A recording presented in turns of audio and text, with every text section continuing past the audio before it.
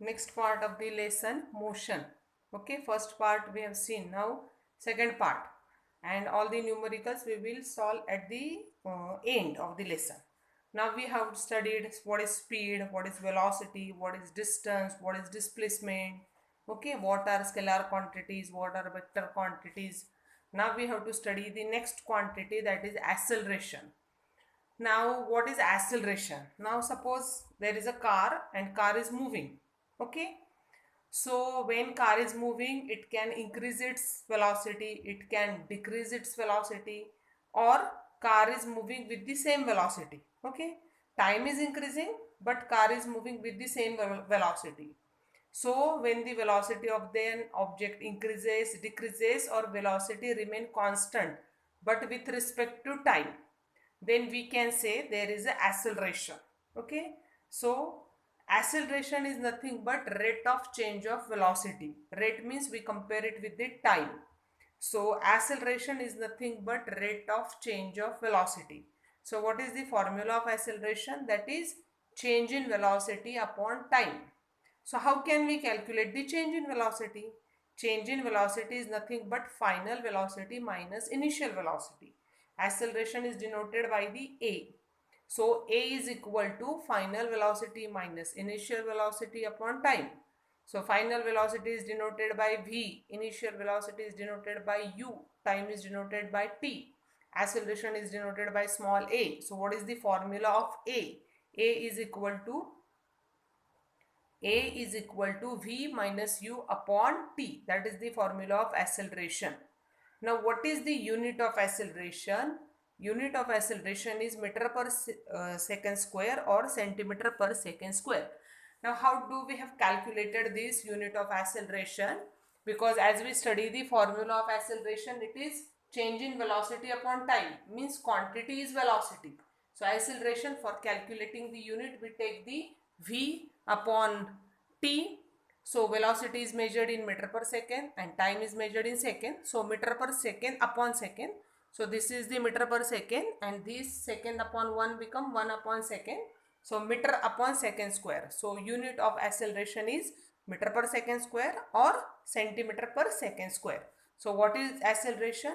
Rate of change of velocity. Okay. So there are three types of acceleration: positive acceleration, negative acceleration, and zero acceleration. So it depends on the velocity. If the velocity of an object increases, then it is called as the positive acceleration. If the velocity of an object decreases, then it is negative acceleration, or which is also called as the retardation. And zero acceleration means velocity is not increasing or decreasing. Object is moving with a constant velocity, but time is changing. So that is nothing but the what? Zero acceleration. Now here that three types of accelerations are written. Positive acceleration, when velocity of an object increases. Negative acceleration, when velocity of an object decreases. Negative acceleration is also called as the retardation or deceleration. And zero acceleration means velocity of an object is not increasing and not decreasing. Object is moving with constant velocity. Object is not changing the velocity, it is moving with the constant velocity. Only time is increasing. Okay, but velocity remains constant. So these are the three types of the acceleration. Depends on whether the velocity increases, decreases, or the remain constant. Again, there are two types of acceleration: uniform acceleration, non-uniform acceleration. Now here we have again two type of acceleration: uniform acceleration and non-uniform acceleration. Now keep in mind, what is acceleration? Rate of change of velocity, means velocity changes with respect to the time. So when the velocity changes equally in equal time interval, in equal time interval there is a change in velocity, but that is the equal change in velocity takes place, that is the uniform acceleration. When velocity of an object changes equally in equal time interval. Suppose here we have object A and it is moving with velocity 5 meter per second. Okay, means in 1 second it moves with the velocity 5 meter per second square. Then its velocity increases. So its velocity become 10 in next 1 minute, from 1 to 1 second, sorry, 1 to 2. From 2 to 3 in this 1 second time interval, velocity of an object again increases from 10 to 15. So velocity increases by equally. So here 5 to 10, 10 to 15, 15 to 20. So velocity increases equally in equal time interval. In each time interval of 1 second, velocity increases by 5 meter per second square. So when velocity changes equally in equal time interval, then it is uniform motion. So if we want, uniform acceleration. If we want to plot a graph of uniform acceleration, if you want to plot a graph of acceleration, on x-axis we have to take time and on y-axis we have to take the velocity. We have also seen the graph for the uniform motion and non-uniform motion. Here it is uniform acceleration. So for the uniform acceleration, on x-axis we will take time, on y-axis we will take the velocity, and we will see the nature of the graph is straight line graph passing through the origin. Now what is non-uniform acceleration? Now velocity of an object changes, but it is not equal change. Velocity of an object changes unequally with equal interval of time. So there is uneven change or unequal change in the velocity in equal interval of time. So here we have object B and time intervals are given 1 second, 2 second, 3 second, 4 second. So in first 1 second, what is the velocity of an object? 5 meter per second square. From 1 to 2 means in that time interval, velocity of an object changes from 5 to 8. Means change in velocity occur by 3 meter per second square. Then when time changes from 2 to 3, in that time interval, velocity of object changes from 8 to 10. So the velocity of an object changes by 2 meter per second square. So here change in velocity is 5 to 8, 3. Then 8 to 10 meter per second square means change in velocity is 2 meter per second square. Then in next time interval from 3 second to 4 second, velocity of object changes from 10 to 14 means 4 meter per second square. So time interval is same every time, but velocity is not changing equally. Velocity, sometime change in velocity is 3 meter per second, sometime it is 2, sometime it is 4. So change in velocity is not equal, it is unequal. So when velocity of an object changes unequally with equal interval of time, then that motion is called as the non-uniform motion, then that acceleration is called as the non-uniform acceleration. And if we plot the graph of the non-uniform acceleration, again we get the curved line. Okay, for the uniform acceleration, it is straight line passing through the origin. It is curved line passing through the origin. So that is about uniform acceleration and non-uniform acceleration. Now here again we have graphs. Graph aate hai paper mein. So we have studied the graph for uniform motion, non-uniform motion, uniform acceleration, non-uniform acceleration. Again here we have three graphs for positive acceleration, negative acceleration, zero acceleration. So as we have to plot the acceleration, what we have to take? Time on x-axis and velocity on. So for the positive acceleration, velocity increases, we know. So here it is like the nature of the graph, straight line, and velocity of an object increases, time is also increases. So this is the graph for the positive acceleration. Now for the negative acceleration, as time is increasing but velocity of an object decreases. So here on the y-axis we have what? Velocity, and velocity of object is decreasing. So this is the graph of the negative acceleration. Okay, then we have zero acceleration. In zero acceleration, what? Velocity of an object is constant. Velocity is not increasing or not decreasing. Velocity is constant but time is increasing. Means you are driving a car, or car is driven at the speed of 40 km per hour, and after at a 5 o'clock car is moving with the velocity 40 km per hour, and after half an hour it also moving with the same velocity, that is 40 km per hour. Means time is changing but velocity remain constant, that is nothing but the zero acceleration. So what is the nature of the graph for the zero acceleration? That it is parallel to the x-axis because velocity is constant. Okay, but what? Time is only increasing. So the nature of the graph is that it is parallel to the x-axis. Now we have to study three equations of motion, and then we have to study graphical representation or equations and their graphical representation. okay, by graphical method. And here we have to study the equations of motion. So equations of motion are given by the scientist Newton. So it is called as the kinematical equations of motion. So there are three kinematical equations. Okay. For that we should first know the quantities. So V is final velocity. U is initial velocity. Velocity is measured in meter per second. A is acceleration. It is measured in meter per second square. T is time measured in second. And S is displacement. S, if we don't take it here for speed. S means displacement, and displacement is distance. It is measured in what? Meter. Now here we have three kinematical equations of motion. So first equation, V is equal to U plus AT, and it is called as the velocity time. Starting में V है, end में T है, इसलिए हम ऐसे ध्यान में रखते हैं. Velocity time equation, V is equal to U plus AT. Second equation of motion is S is equal to UT plus half AT square. What is second equation? S is equal to UT plus half AT square, and it is called as the position time equation.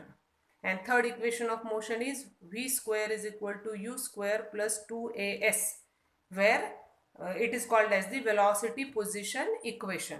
So these are the three kinematical equations, and we have to prove these equations by using the graphical method. By using the graphical method, we have to find out how the V is equal to U plus AT, how the S is equal to UT plus half AT square, and V square is equal to U square plus 2S. And this is the basics of the physics, where we have number of numericals on these three equations. Now here we have to study the first equation of motion, that is the velocity time. V is equal to U plus AT. For that, here we have drawn one graph, and this graph is common for proving all the three equation. बाकी के जो दो वाले हैं और ये सबको prove करने के लिए यही ग्राफ है. देखो ये कौन सा ग्राफ है? Velocity time graph. And velocity time graph gives us acceleration. Okay, so velocity upon time is nothing but acceleration. So on x-axis we have time, on y-axis we have velocity. Okay, now our object is at the point A. Object is at the point A, and then object reaches at the point B. So this AO, this is 0, we can say. And we have to study three equations of motion. So graph is common for all. So we will start with the first equation of motion, that is V is equal to U plus AT. So this is velocity time graph. Okay, so here see, AO represents initial velocity, BC represents final velocity, that is V, and this AO and DC, it represents initial velocity, DC also represents initial velocity. This horizontal line OC, AD, it represents time. Now if we observe here, BC is equal to addition of BD plus DC. Okay, so BC is equal to BD plus DC. BC is nothing but V, BD, and DC is nothing but U. So BD is equal to V minus U. Okay, so BD is equal to V minus U. V means what? Final velocity. U means what? Initial velocity. So what does this BD represent? BD represent nothing but what? Change in velocity. Okay, BD is equal to V minus U. V is final velocity, U is initial velocity. So BD represents change in velocity.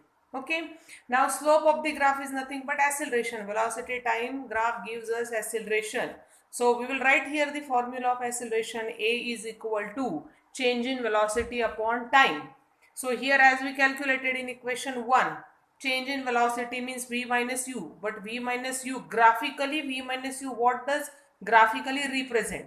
So here graphically V minus U is represented by the BD.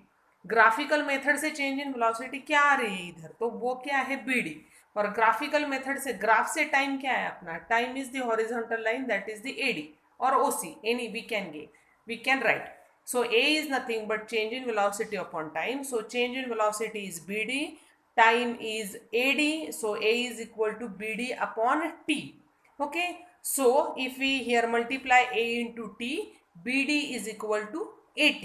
Okay, BD is equal to AT. Now what does this BD represent? V minus U.